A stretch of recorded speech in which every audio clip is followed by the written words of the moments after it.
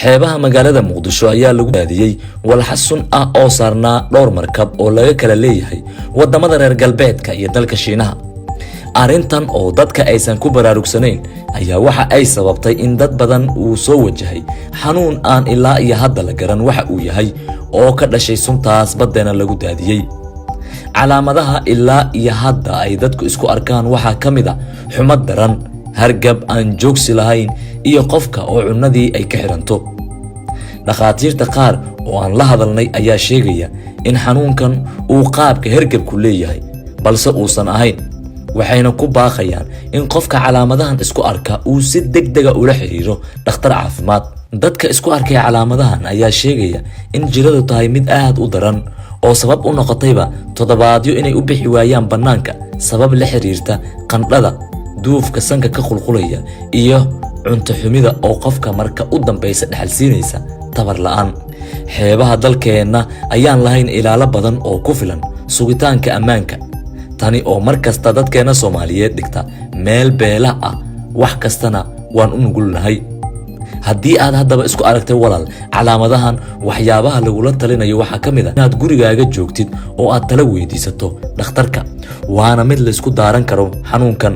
sidaas darteed ay dhaqaatiirtan Soomaaliyeed oo aan la hadalnay ay ku talinayaan in qofku uu degdeg dhakhtarka ula soo xiriiro, waayo xanuun kasta waxa ay dhaqaatiirtu aaminsan yihiin in inta uu cusub yahay wax laga qaban karo. hargab weekahan ayaa hadda saameyntiisa aad loogu dareemayaa magaalada Muqdisho. labadii qof ee iska soo horbaxda mid kamid ah ayaa la daalaa dhacaya, welina xabadka ayaa la isgelinayaa. dadka Soomaaliyeedna ma aaminsana in cudurro badan ay beledka soo galeen la iskuna daaran karo, bulshadana si sahlan ugu dhex faafi kara. haddaba adigu ma isku aragtay calaamadahan?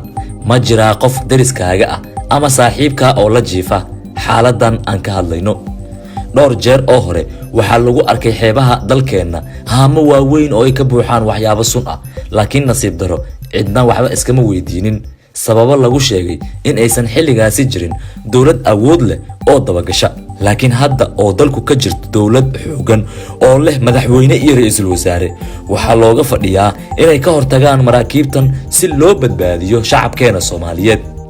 marka laga soo tago xaaladahan hadda dadku wajahayaan ee waxaan u eg hargabka, waxaa jirtay in marar badan dadka ay isku arkeen xanuuno aad u daran oo laga xasuusto calool xanuun ka dilaacay Muqdisho oo dad aad u badan dhul dhigay muddo toddobaadyo ah, laakiin cidna waxba iskama weydiin nasiib daradii. haddaba maraakiibtan sunta noo keenaysa marna khayraadka dalkeena naga xaalufinaysa yaa lagu la xisaabtamaya? aragtidaada hoos noogu dhig.